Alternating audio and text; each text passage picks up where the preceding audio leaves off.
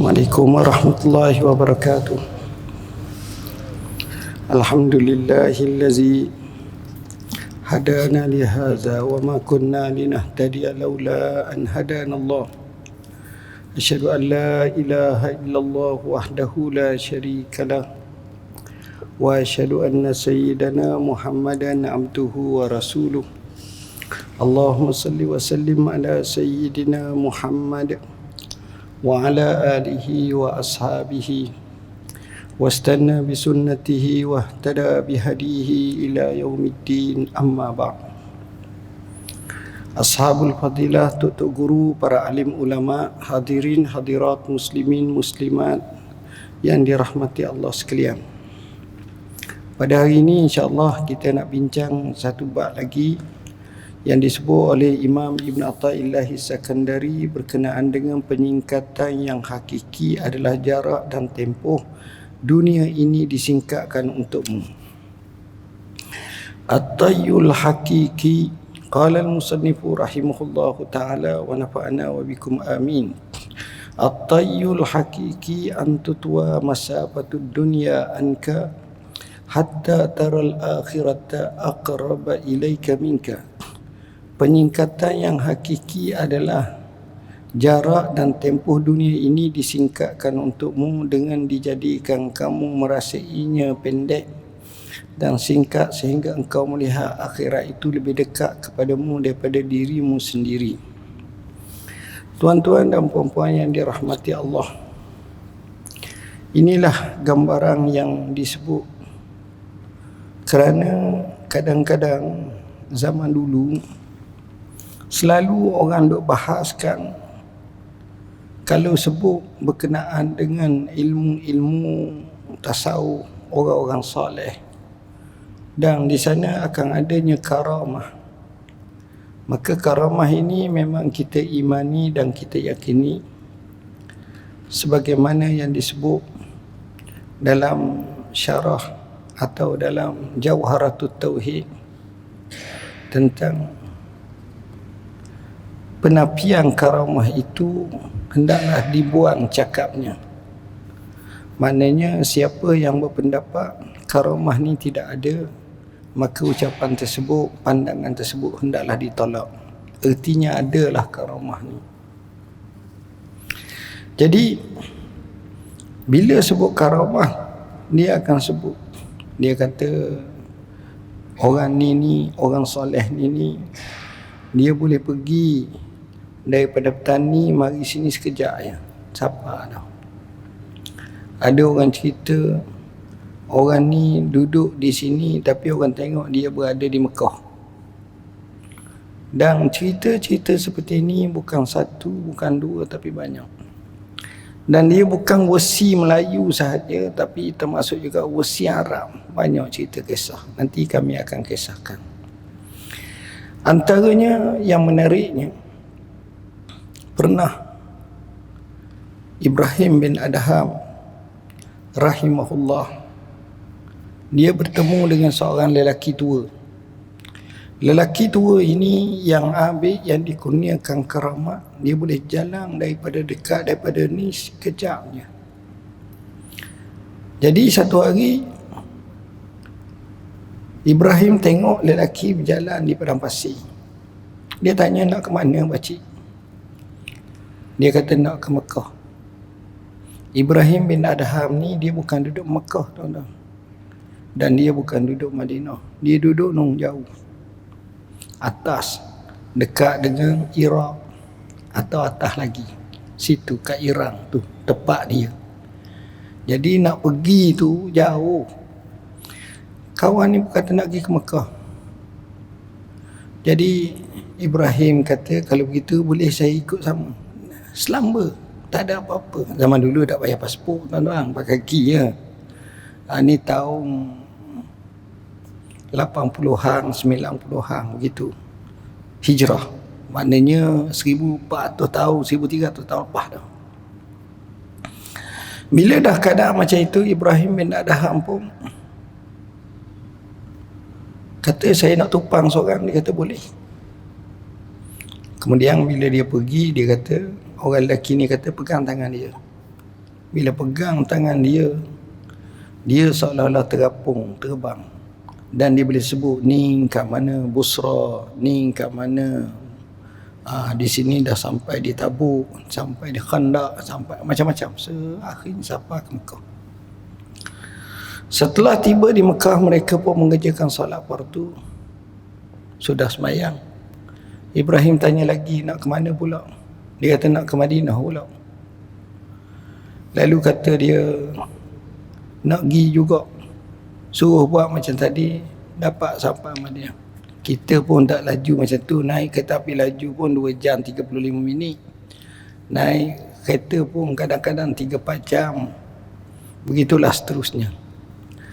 Selepas pada tu tanya pula nak ke mana pula? Sudah semayang di Madinah, Masjid Nabi. Nak ke Masjid Aqsa. Bila sampai nak ke Masjid Aqsa, dia kata nak tumpang juga. Pergi pula. Siapa Masjid Aqsa semayang. Kemudian selepas daripada itu, dia pun berpisah. Dia kata, aku berjalan daripada Masjid Aqsa Baitul Maqdis nak balik ke aku. Kau main letih. Sebab tak ada tumpang dah, seorang-seorang. Dan kata Ibrahim bin Adham, aku tahu orang ini sebagai ahlul khutwah. Apa makna ahlul khutwah? Maknanya orang yang Allah dekatkan. Jarak tu jadi dekat. Cerita seperti ini, tuan-tuan, banyak dalam sejarah-sejarah lama yang disebut tentang karamah kalau wali-wali Allah. Kemudian yang sebenarnya kalau kita tengok, bukanlah kita nak dari sudut semata-mata kita tengok kedekatan jarak daripada bergiam-giam. Nabi sendiri pun Isra' Mi'raj dekat sangat, cepat, lebih daripada apa yang orang lain tengok. Tapi di sini yang disebut di sini adalah yang kita nak adalah kedekatan hakiki, adalah jarak kita dengan akhirat itu dekat. Kadang-kadang dalam komung hidup kita ni, kita merasakan bahawa kita nak dunia saja. Nak makan, nak minum, nak jalan, nak gini, nak macam-macam, nak dunia je. Sehingga kalau sebut kalimah mati, kita minta berlindung. Jangan sebut bahaya. Dan kita tak akan suka kalau orang banyak sangat sebut bab mati. Sebab kita nampak dunia. Ini kita jauh daripada akhirat. Jadi hak dekat-dekat sebenarnya bukan masalah dekat berjalan daripada satu tempat ke satu tempat, daripada satu negeri ke satu negeri, yang dipendek dan disingkatkan. Tapi hak paling dekat lagi ialah bila kita tahu akhirat itu dekat dengan kita. Kita dengan pergi kubur ramai-ramai, kita rasa orang kubur tu jauh daripada kita. Tapi boleh jadi lepas balik jatuh rebah mati, masuk lalu dah. Tu dekatnya. Tapi kita rasa jauh. Jadi dekat yang hak sebenar, yang hebatnya ialah kita nak biar dekat ke akhirat. Kalau kita dekat ke akhirat, bermakna kita buat persediaan untuk menuju akhirat. Sebab sebagaimana dunia kita nak bekal, nak pergi mana?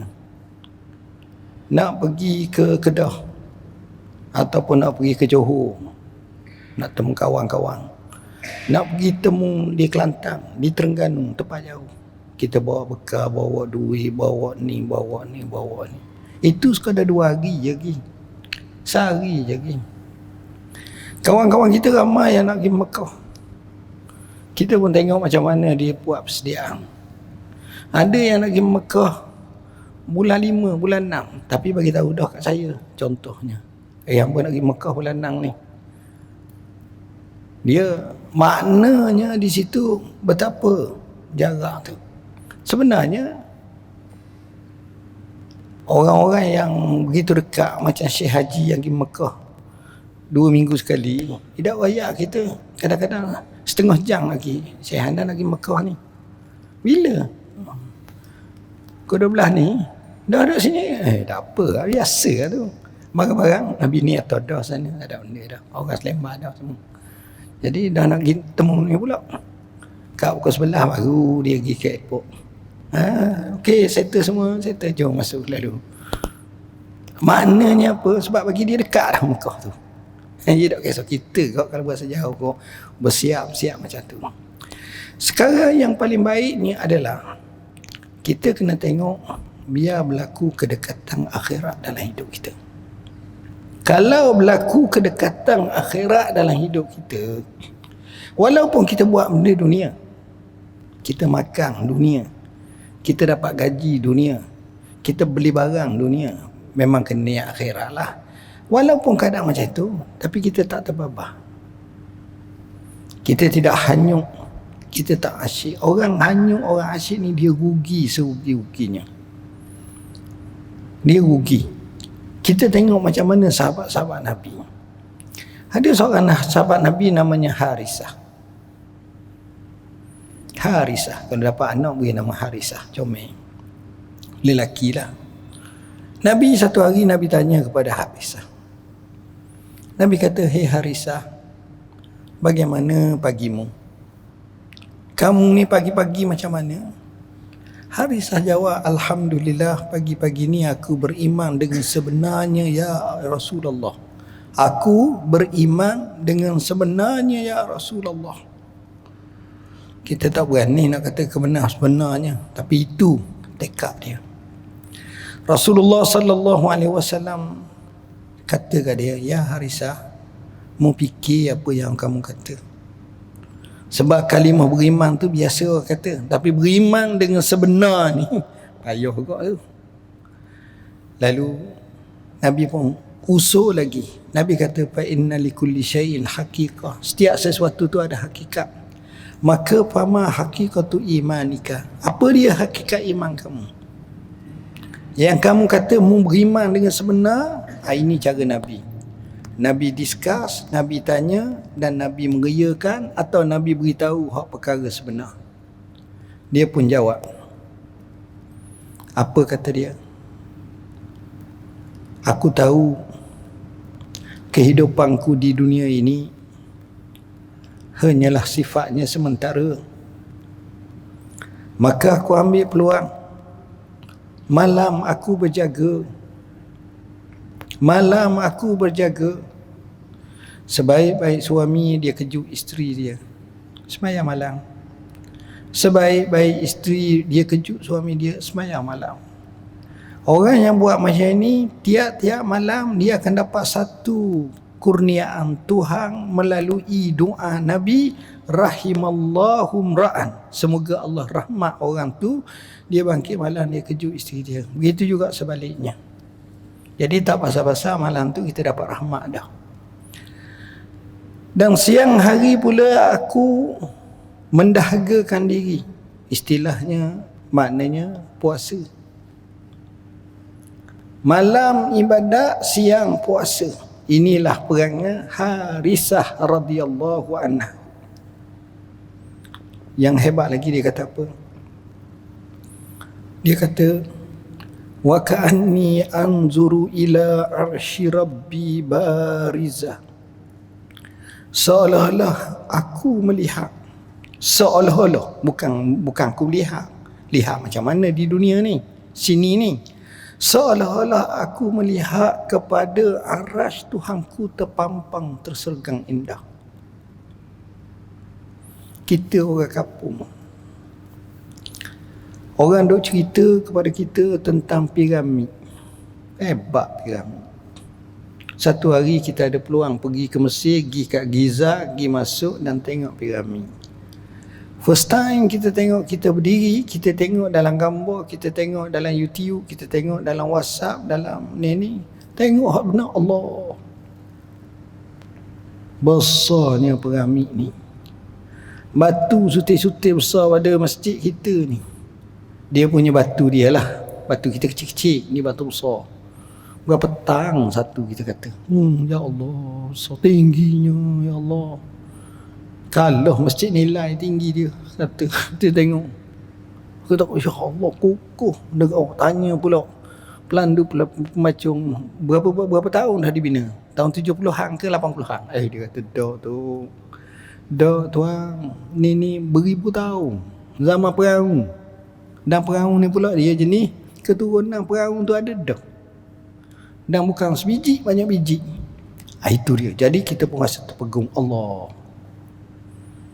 Sekarang kita tengok sahabat Nabi seperti Harisah. Dia tak nampak dunia, tapi dia nampak akhirat. Dia nampak bagaimana kebesaran arasy Tuhan. Maka terpana dia. Lemah, kaku, merasa kerdilangnya. Dan aku seolah-olah tengok ahli syurga yatazawarun. Ahli syurga ni dia dapat ziarah menziarahi. Ini kelebihan orang masuk syurga. Kita doa biar kita semua masuk syurga. Amin ya Rabb. Ahli syurga ni dia boleh ziarah. Ini kelebihan ahli syurga. Mereka boleh ziarah antara satu sama lain. Hak ni boleh ziarah seronok.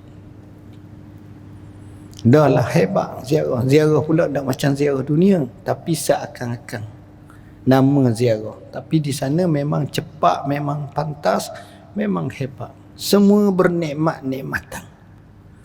Dalam syurga nikmat semua. Duk ziarah. Aku ziarah, mu ziarah.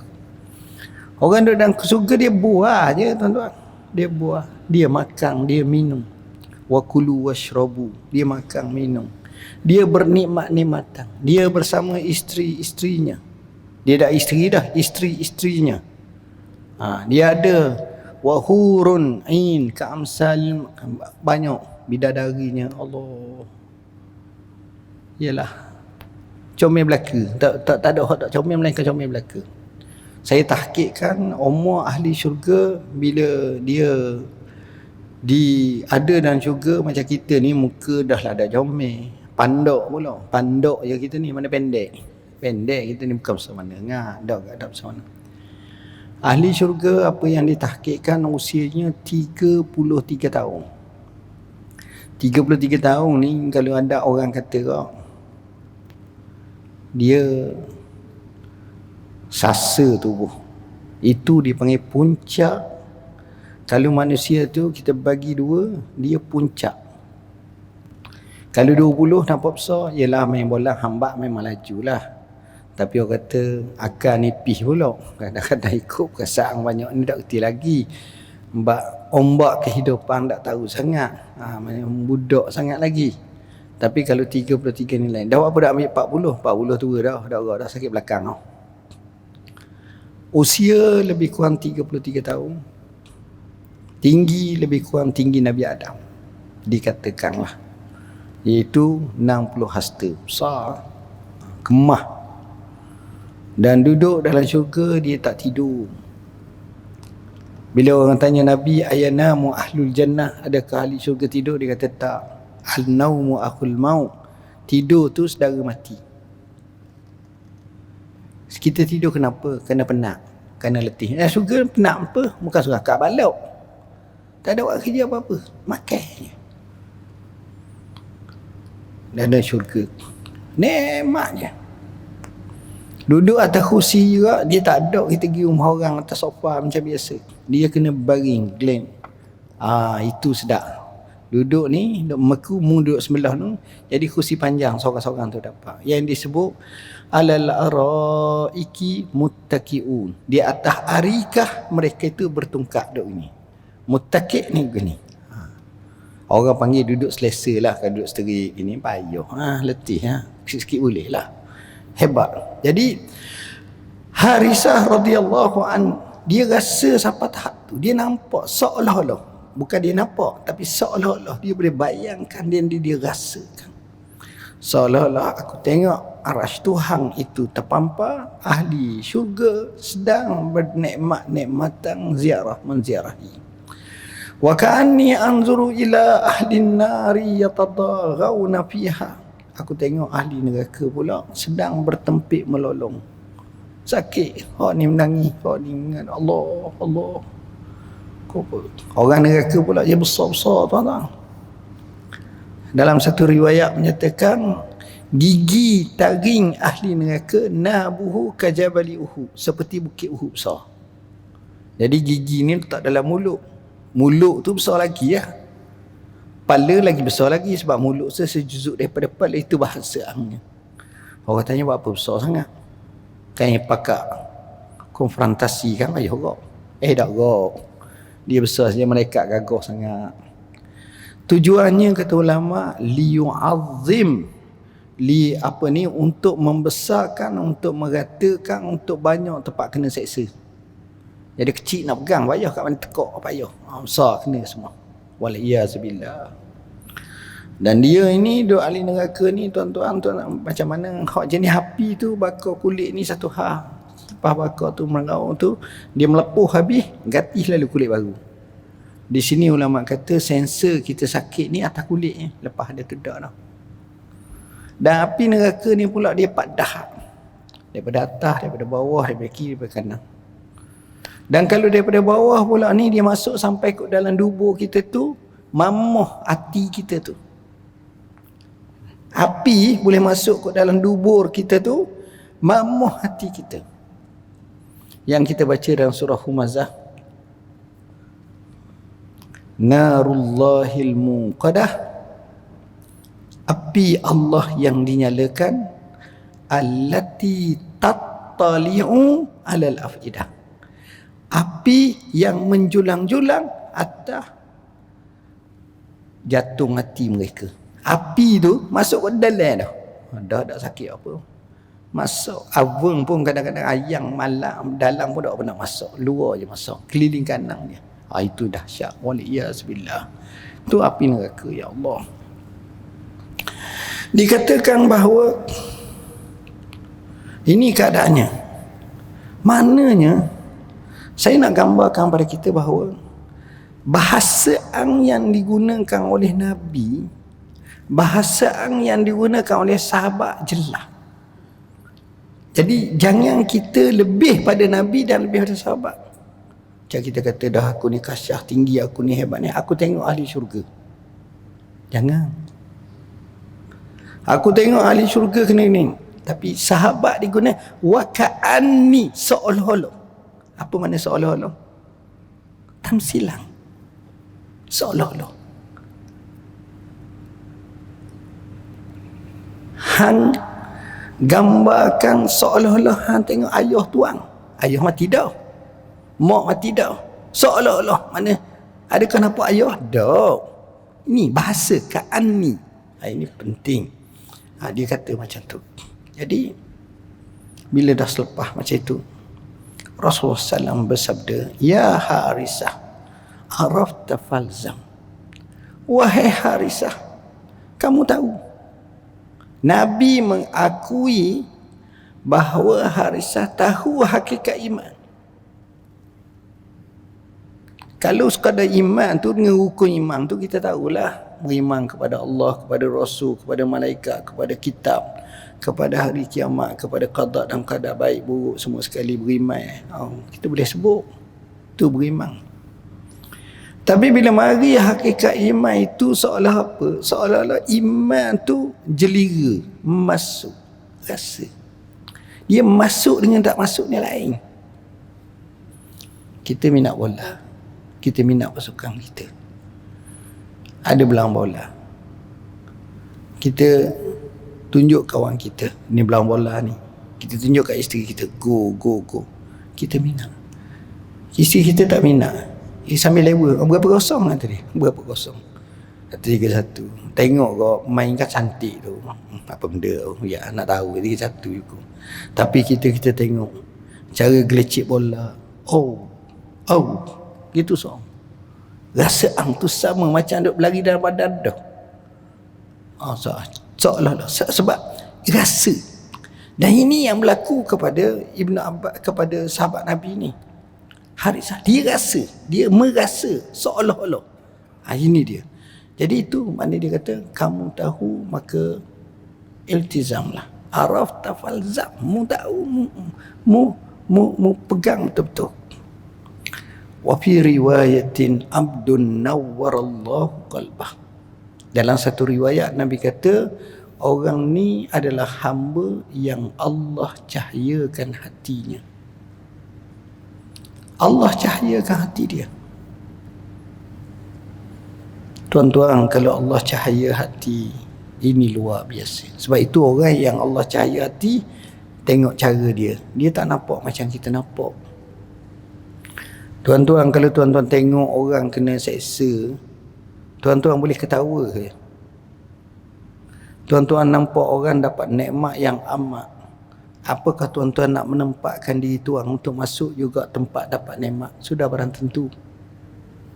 Maka begitulah keadaan Harisah yang sentiasa begitu. Ingat satu-satu. Ini orang-orang yang benar-benar ni. Jadi at-tayyul hakiki, kerana dia nampak. Hakikat dekat sebenarnya bukan masalah dekat ni. Dekat. Macam tu keadaannya. Satu hari sahabat Nabi bernama Abdullah ibn Rawahah lawang perang. Dia menjadi panglima yang dilantik oleh Rasulullah. Dalam perang Mu'tah, Nabi kata panglima kita nombor 1 adalah Zaid ibn Harisah. Kalau Zaid mati, maka dia ambil alih oleh Ja'far bin Abi Talib. Kalau Ja'far bin Abi Talib mati, maka ambillah tentera Islam dipimpin oleh Abdullah bin Rawahah. Kalau Abdullah bin Rawahah mati, pilihlah, tengoklah. Masa perang di Mu'tah yang duduk di Jordan, Nabi duduk Madinah 1000 kilometer. Nabi bagi tahu secara live, sekarang Zaid telah gugur. Selepas beberapa ketika, sekarang Ja'far bin Abi Talib juga telah gugur. Selepas beberapa ketika, sekarang Abdullah bin Rawahah juga telah tergugur syahid. Abdullah bin Rawahah setengah riwayat dia sedang makan buah. Dia kata, aku tak nak buah ini melambatkan aku daripada syurga, atau aku tercium bau syurga. Benda apa cakap macam tu? Sebab dia rasa dekatnya. Ini dia. Dan ini yang berlaku dalam perang Badar. Ada seorang sahabat Nabi, dia pergi kat Rasulullah SAW, ya Rasulullah, doa aku. Nabi kata, mu nak apa? Aku nak ni. Dia tunjuk gini. Orang tak berani tunjuk gini. Maknanya biar aku dibunuh dalam perang. Sehingga akhirnya dia sedang makan buah. Dia kata, janganlah buah ini menjadikan aku lambat untuk menuju ke syurga-Mu, ya Allah.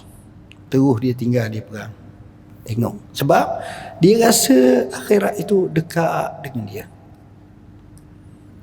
Sebab itu dia buat persediaan. Dia berlumba. Dia bersungguh-sungguh. Ini kerana mereka ni betul-betul orang yang faham, maka akhirat itu memang dekat sangat dengan kehidupan dia. Maka beruntunglah orang seperti itu bila akhirat dekat dengan dia. Tapi rugilah jika sekiranya akhirat tu jauh dalam kamus kehidupan dia. Orang duk sebut dunia semata-mata, maka itu tak betul lah. Dia duk sebut kita boleh dekat daripada ni, jarak boleh ni. InsyaAllah tuan-tuan, di akhir zaman nanti semua jadi dekat. Kita ni dalam dunia ni satu keluarga je akan datang. Satu keluarga. Apa yang berlaku di Kanada kita tahu. Setengah minit siapa dah. Orang buat laporan ni masuk dalam tu siapa je. Apa yang berlaku di Siberia sekejap. Apa yang berlaku di Ukraine, apa yang berlaku di Moskow, tahu.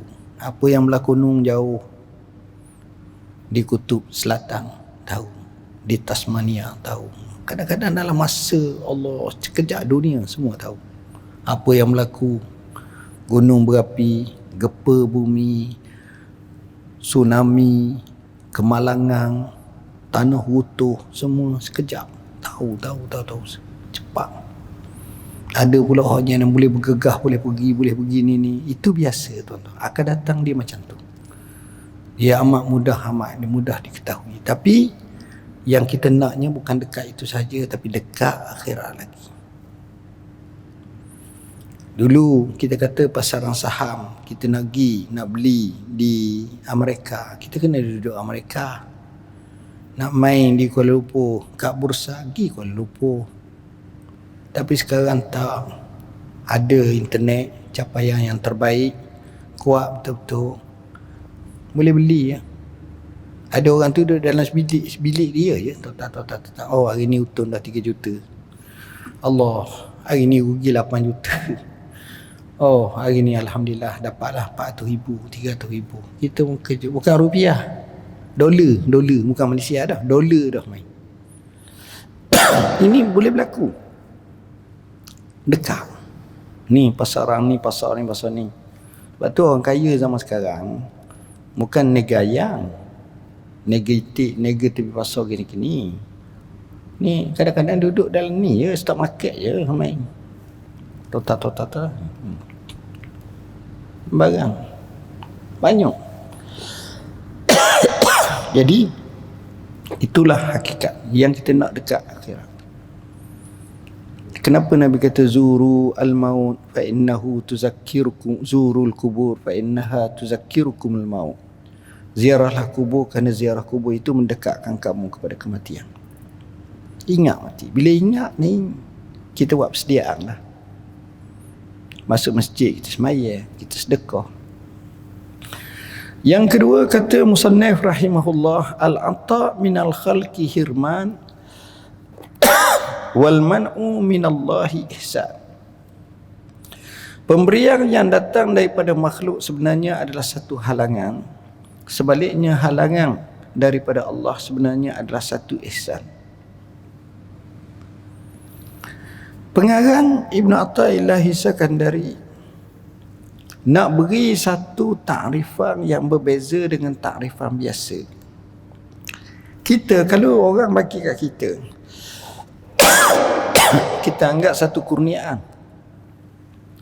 satu ihsan dia bagi kat kita, bagus. Memang kita kata macam tu sebab dia bagi kat kita. Dan bila orang tu tak bagi kat kita, itu sebenarnya satu halangan lah. Saya disekat ini, saya tak dapat.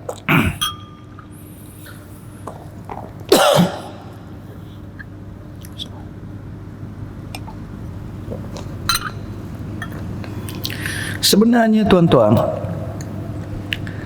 kalau kita perhati betul-betul, pemberian daripada makhluk itu adakah kurniaan, adakah baik? Betul baik. Tetapi sebenarnya kalau kita tengok, itu adalah hirman. Apa makna hirman? Penghalang.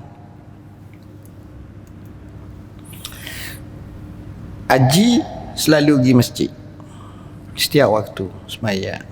Dia tak kaya tapi tak miskin. Maknanya nak makan roti canai, roti telur, roti bawang tu mudah je lah, tak ada masalah. Dia pergi masjid, dia gaya bebas. Okey ya. Tiba-tiba datang tengah sembahyang, ada seorang lelaki kata, saudara, Haji, saya nak bagi kepada Haji sikit hadiah. Tapi saya tak bawa apa, saya bawa cek je lah. Dia pun tulis. Dia bagi kita. Dia bagi berapa kepada Haji tu? 5 juta. Kita ada dua, percaya ke tak? Jadi nak sah percaya ke tak ni, kena pergi ke bank dululah. Nak tengok. Bank kata memang bukan cek tendang, dan bukan cek palsu, dan bukan cek yang kita kata untuk akan datang. Ada orang dia letak kepada kita, dia bayar cek tu, tapi 4 bulan akan datang baru boleh tu. Ni dak on the spot, bawa comeback data kemarin dah, patut boleh ambil. Tuan-tuan, bila kita tengok macam tu, kita terkejut. Allah, biasa duk makan nasi arak, duk makan dah, semua makan di hotel je, main hot stick. Hak plastik ni, tak main hak barang-barang ni. Air pun pelik-pelik minum. Babi keng kata dia. Dengar pun kemah. Tuan-tuan, kalau orang tu panggil kita pergi tak? Pergi. 2 pagi dia panggil, kita pergi tak? Pergi. 10 pagi sebab 5 juta. Jadi kita macam jadi hamba kepadanya. 5 juta, kita jadi hamba dia. Kita ikut. Betul macam tu? Jadi apa yang kita nak buat ibadat insya-Allah tertegak dah, terhalang dah. Kita tak nampak. Tuan-tuan, manusia tidak akan dibagi 2 serentak. Allah bagi dia ni kaya yang amat. Allah bagi dia ni kesihatan yang baik. Allah bagi padanya rupa comel bagus. Allah bagi kepadanya orang muda hebat. Allah bagi kepadanya pangkat yang besar. Allah bagi kepadanya anaknya bagus, isterinya bagus semua. Allah tak bagi semua. Dia akan bagi sebahagian supaya dia menginsafi sebahagian yang lain. Tak ada yang sempurna. Al-kamalu lillah. Kesempurnaan daripada Allah ya semua. Yang ini menyebabkan dia akan tertegak. Banyak-banyak. Orang panggil zaman sekarang makan budi lah. Makan budi. Budi tu dia makan. Jadi pasalah. Wal man'u minallah ihsan. Tegahan daripada Allah tu ihsan kepada kita. Macam mana? Tiap-tiap malam angkat tangan. Ya Allah, kayalah aku. Kayalah aku. Doa minta kaya semua. Ya Allah, kayalah aku ya Allah. Aku nak kaya ya Allah. Kaya doa. Bini dia masa mula nikah, siapa umur 65 tahun, tengok bang, doa kaya semua. Tak payahlah doa kaya. Kita macam ni je bang. Abang yakin boleh kaya. Tuan-tuan, Allah tak bagi tu ihsan daripada Allah kerana banyak sebab. Pertama, kerana dia tak layak jadi kaya. Dia tak layak jadi kaya. Jadi bila orang tak layak jadi kaya, huru-hara tuan-tuan. Yang kedua, dengan sebab dia kaya tu, dia jadi lupa diri. Hak tu paling banyak. Jadi samsing, jadi melampau. Cakap pun agah. Allah sebut walau basatallahu rizqa li ibadihi labarau fil ard. Kalaulah Allah bagi kepada seorang hamba tu rezeki banyak sikit, dia jadi samsing di atas muka bumi. Dalam keadaan-keadaan macam itu. Dengan sebab kaya tu, tak mari dah masjid. Nampak hotel je. Hotel ni. Makan hari ni hotel ni Ritz-Carlton. Okey. Lepas tu, petang kita pergi ke Meridian tak pada. Malam Hilton. Okey. Dah kalau suffer kalau boleh kita ambil lah hotel. Mobil pip pun tak apa. Tak ada dah kedai malam ni, kedai ni. Masjid, minta maaf lah saya. Busy. Tak faham tak? Busy. Saya ni orang yang lapang IP. Jadi semua susah lah. Masjid ni. Jadi akhirnya hak boleh pergi masjid, hak ni tak okey dah. Dengan sebab dia tak dapat tu, dia mari masjid, dia rajin ibadat, dia rajin sedekah, dia rajin baik. Itu ihsan daripada Tuhan. Orang tak tahu. Banyak contoh-contoh macam ni. Banyak contoh. Sebab itu, rezeki yang paling baik dalam hidup manusia lah. Kecuali niat dan laksana. Rezeki yang paling baik ialah rezeki yang cukup dan lebih sikit pada cukup. Itu hak paling baik. Rezeki yang cukup dan lebih sikit. Kalau ngangang tu payah kok.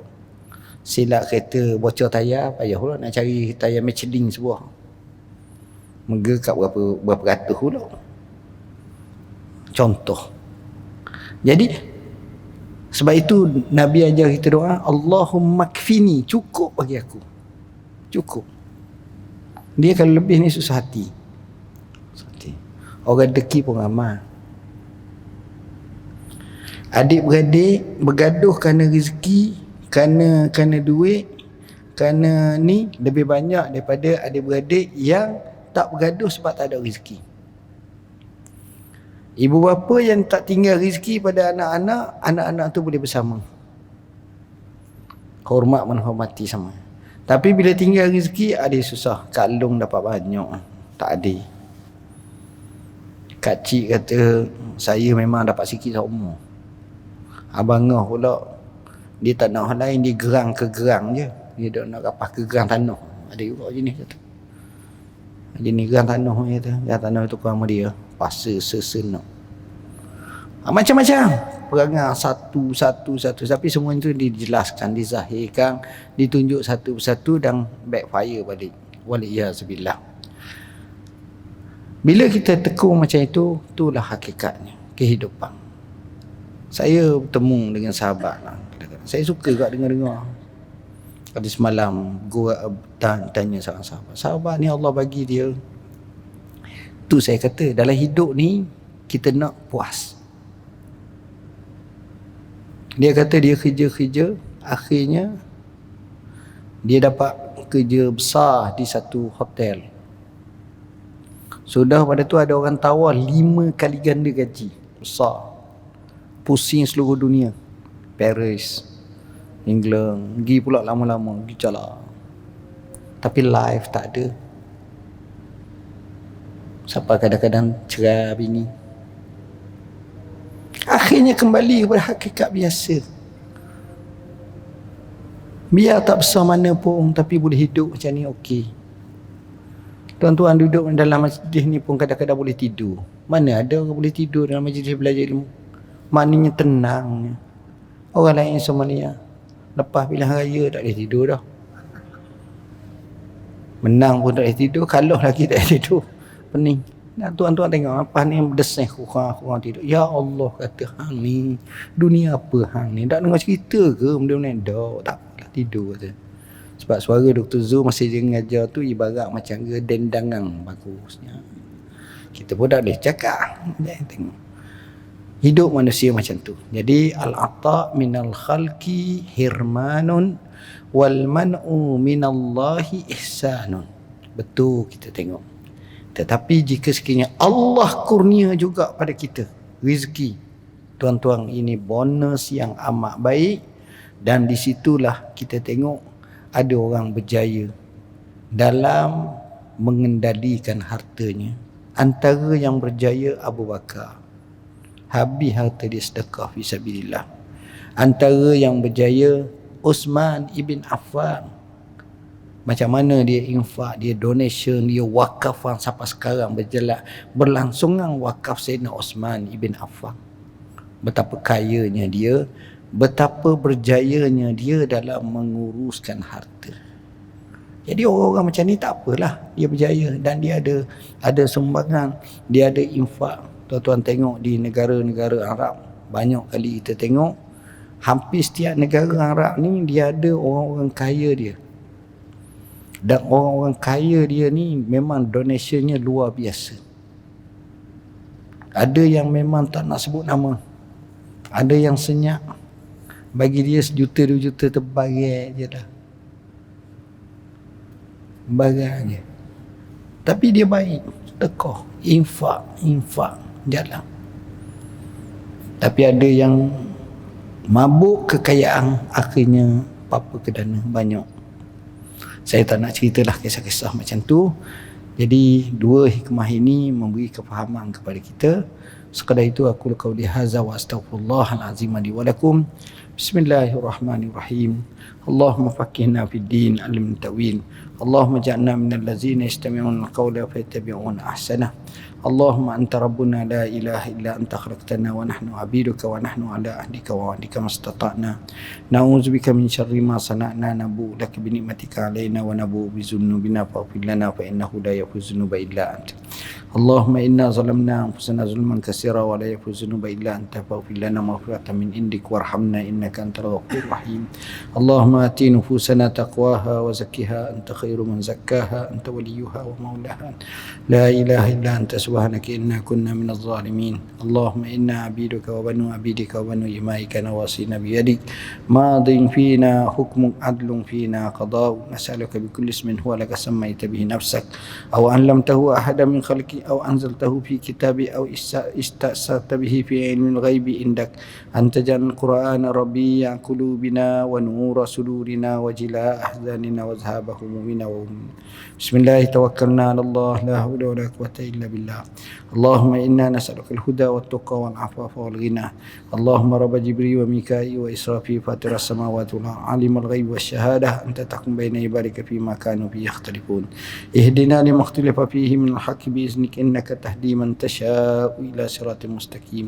اللهم إنا نسألك علما نافعا ورزقا طيبا وعملا متقبلا اللهم إنا على ذكرك وشكرك وحسن عبادتك اللهم إنا نسألك العافية في الدنيا والآخرة اللهم إنا نسألك العفو والعافية في ديننا ودنيانا وأهلنا ومالنا اللهم استر عوراتنا وآمن روعاتنا اللهم احفظنا من بين أيدينا ومن خلفنا وعن أيماننا وعن شمائلنا ومن فوقنا ونعوذ بعظمتك أن نغتال من تحتنا اللهم إنك عفو تحب العفو فاعف عنا يا حي يا قيوم برحمتك نستغيث أصلح لنا شأننا كله ولا تكلنا إلى أنفسنا طرفة عين اللهم لا سهل إلا ما جعلته سهلا وأنت تجعل الحزن إذا شئت سهلا اللهم اكفنا بحلالك عن حرامك وأغننا بفضلك من سواك يا مقلب القلوب ثبت قلوبنا على دينك وعلى طاعتك اللهم زدنا ولا تنقصنا وأكرمنا ولا تهنا وأعطنا ولا تحرمنا وآسنا ولا تؤثر علينا وأرضنا وارض عنا يا حي يا قيوم برحمتك نستغيث ومن عذابك نستجير أصلح لنا شأننا كله ولا تكلنا إلى أنفسنا طرفة عين ولا كلمة اللهم ربنا هب لنا من أزواجنا وذرياتنا قرة أعين واجعلنا للمتقين إماما ربنا آتنا من لدنك رحمة وهيئ لنا من أمرنا رشدا ربنا لا تزغ قلوبنا بعد إذ هديتنا وهب لنا من لدنك رحمة إنك أنت الوهاب ربنا آتنا في الدنيا حسنة وفي الآخرة حسنة وقنا عذاب النار وأدخلنا الجنة مع الأبرار يا عزيز يا غفار يا رب العالمين وصلى الله على سيدنا محمد وعلى آله وصحبه وسلم والحمد لله رب العالمين تقبل الله منا منكم